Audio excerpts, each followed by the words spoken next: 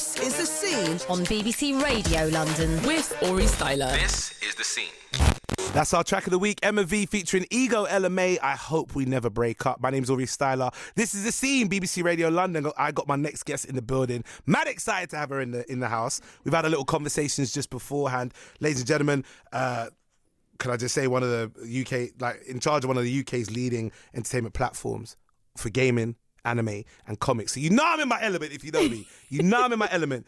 Stephanie Ijoma, how you doing? I'm good. Thank you for having me. Ijoma.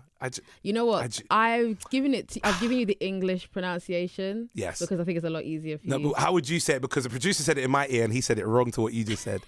You're just messing up today, go pal. Sorry, go on, one more time. So the actual pronunciation is Ijoma. Ijoma. Yes, Ijoma. He went Ijoma in my ear, you know. Exactly. This is what I'm swapping ears now, man. Before I get in trouble with my great guest. So one more time, I'm going to get this properly going. Yeah. One more time. Stephanie Ijoma. Ijoma. Okay, there we go. Stephanie Ijoma. Well, first things first, gamer. Yeah. So you're my people's already. I'm just letting you know that from your inside. You already know the vibes, man. Already know the vibe. As soon as you walked in, I said I had my Switch on my table ready. I was playing it earlier on, but we had to rush to get in here. And I left it. And then one of my producers brought all my stuff in here and just dumped it here, and I haven't moved it. As soon as you said, I was like, it's right there. You should have told me. I would have brought mine. You know, we could have. We could have seen. We could have cooked something up. You know. We could have seen what would have, especially when you said Smash Brothers. We could have seen what could have happened. I'm telling you, when I throw another Smash Bros tournament, you have to be there because you was talking a lot of smack off. All I said is you don't want me there. You just don't want me there. No, you have to come now. You just don't want me there. Guys, you're hearing this. You're hearing this. He has to come now. All right. Before we get into the banter, tell us first things first. Nasaga. What is Nasaga?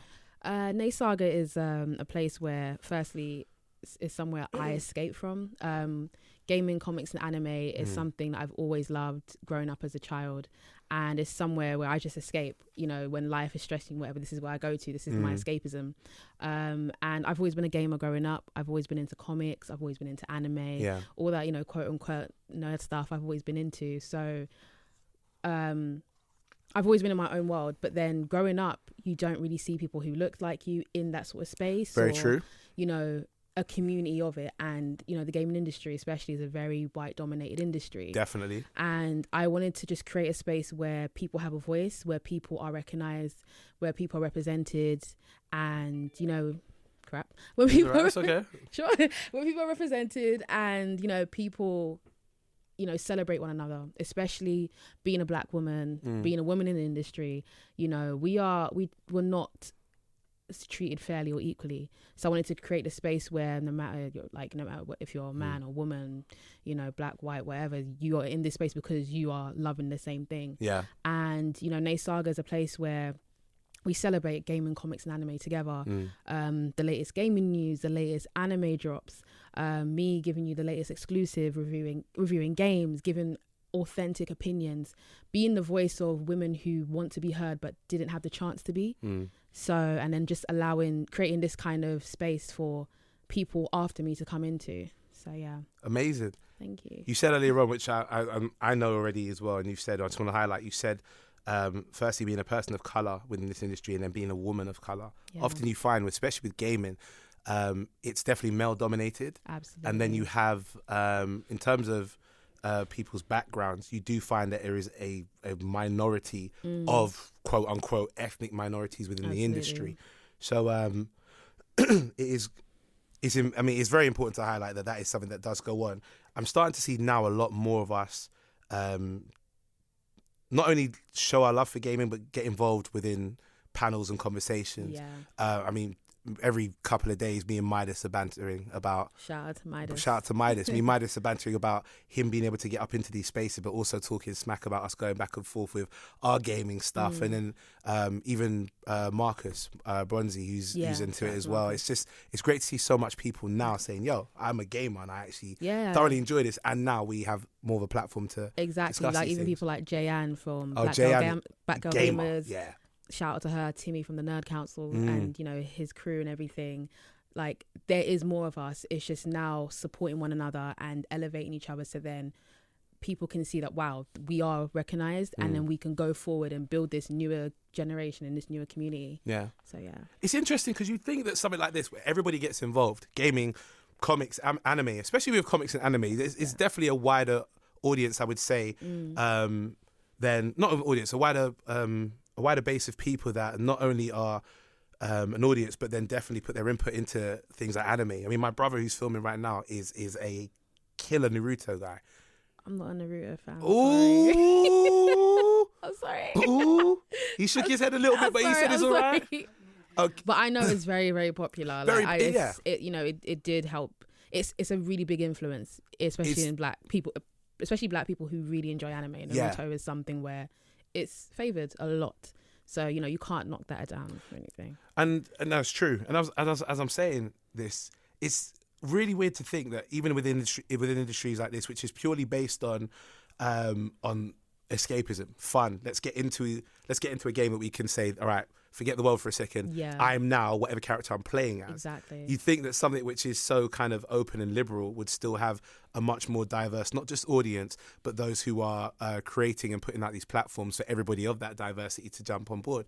But as you say, it is a necessary thing to kind of open up and allow people from all backgrounds to say, hey, here's my input, here's what we do. And also not to give a perspective of, well, this is what I think as a black person, but also this is what I think. I happen to be black. Yeah, but hey, exactly. Let's talk as a group of people. Obviously I'm black first, but then let's talk about this, let's talk about that, but then there's a thing that comes into play with when you do talk about, there's a lot of gatekeeping, which we can get into that later. That's within many industries, definitely. Yeah, definitely with many industries. So let's talk comics and anime. Yes. Which one do you want to go first, anime or comics? I'll let you take it away. Comics, because I'm bigger on comics than I am anime. Yeah. Actually, no, let me not say that. Anime, it depends on the anime. I prefer graphic novel adaptations. Okay. But let's talk comics.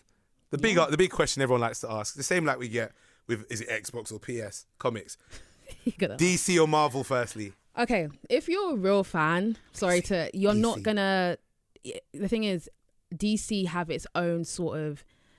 DC is very, very different as opposed to Marvel. If you love that dark, unfiltered storytelling, DC's for you. If you love the fantasy, if you love something lighthearted comedy, then it's Marvel. Yeah. So with me, I can't pick because it's a thing where it depends on what kind of mood I'm in. That's very true. And it also depends on with comics. Obviously now it's like. It's expanded a lot. You have the animated movies, you have the MCU, you have the DC universe. So it's like, okay, the MCU is dominating at the moment. Oh, definitely. You understand? But DC, when they want to get in their bag, they'll get in their bag. DCEU could jump on some stuff, yeah. But when you want to get into the animated movies, you got DC like pioneering through. Yeah. Do you understand? But in terms of the comics, I've never had a one favourable type of brand because it depends on my mood. It depends on what I want to get into. It depends on the stories I want to kind of like really immerse myself into. Yeah. So yeah. What about you? If I had to pick between the two, it's a hard one. It is a hard one. And I feel like, and that's kind of what I was going to go to. I feel like there was a big debate many years ago of which one was better, and it'd always be based on the characters that you like. Exactly. Okay, I've got a question for you. Go ahead. So who are some of your favourite Marvel characters and who are some of your favourite DC characters? My favourite Marvel character always will be Spider-Man. Hey, yeah, not too overpowered, but still very powerful, relatable, yes. And I've loved his kind of character arc since I was young because it's almost the kid who didn't have the money or didn't have anyone behind him to say, look, hey guys, we're going to support what you do. He's more here to kind of build himself up, and I kind of relate to that more so. Yeah. If I'm going to talk DC,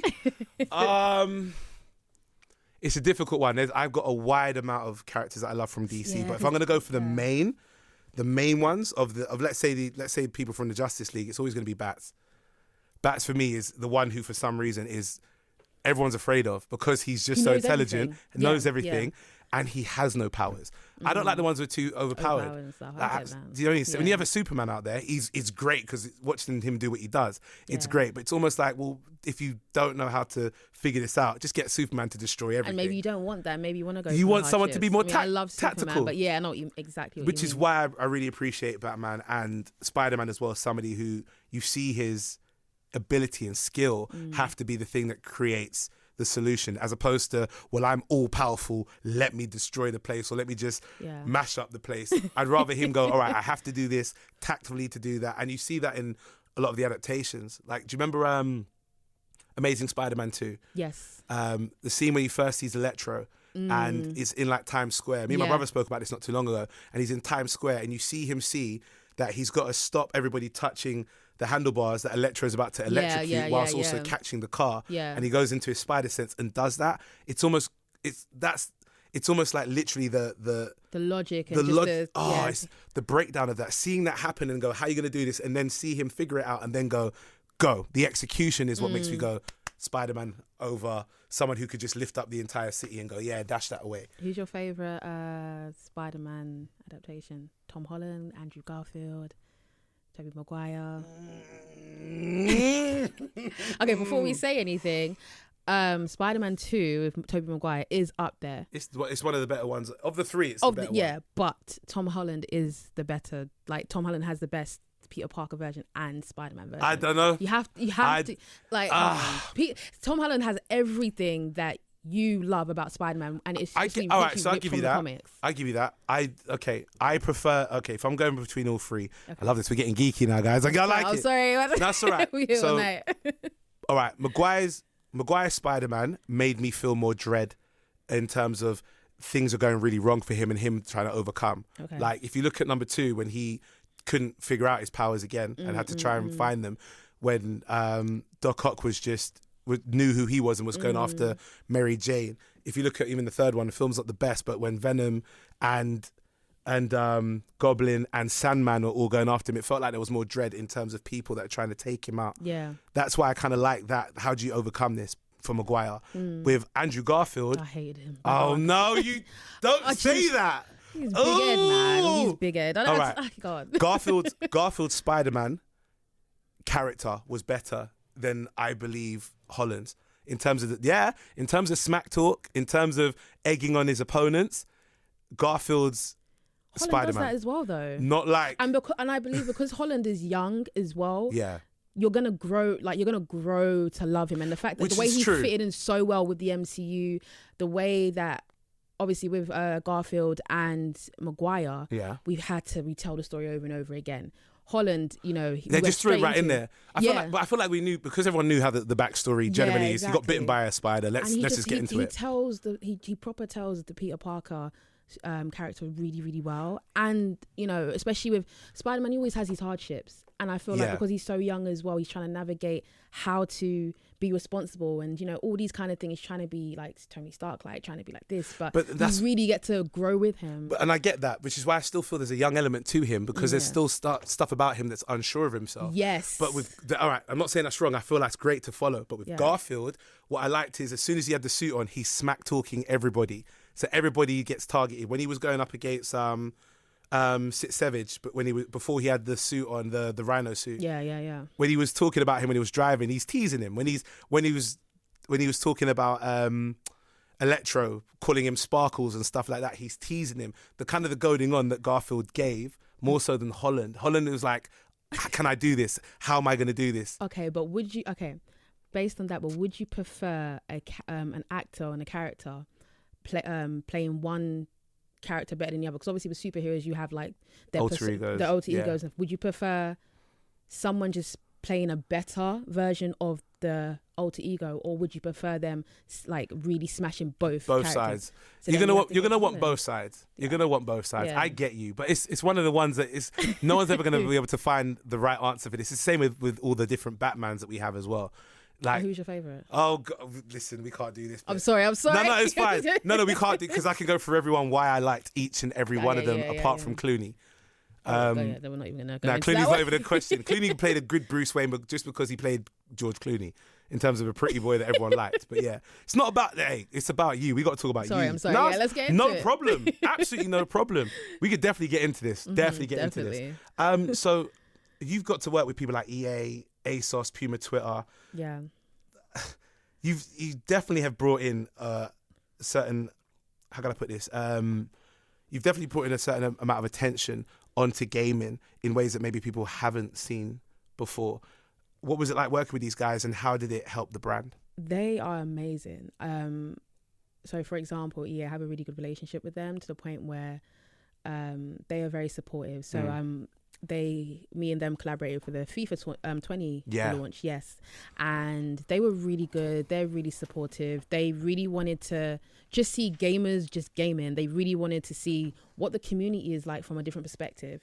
And I feel like with the games that I host and with the tournaments that I host, not a lot of people see people that look like each other at the tournaments, and that's what separates me from a lot of, I guess, the esports tournaments you see, or the other gaming tournaments you see, because you know, you go to a gaming tournament, everyone's to themselves, or everyone looks a particular way, or, you know, it's just, they're very, I don't want to say sneaky, but they look a particular way. And with, and almost like it's basement dwellers. Basement dwellers. So I didn't want to say it, but mama's basement. Let's just keep it all the way real. And what sticks out for Nay Saga is that obviously Nay Saga is me, I'm Nay Saga, but my brand represents so many people that don't look like your stereotypical nerd. Yeah.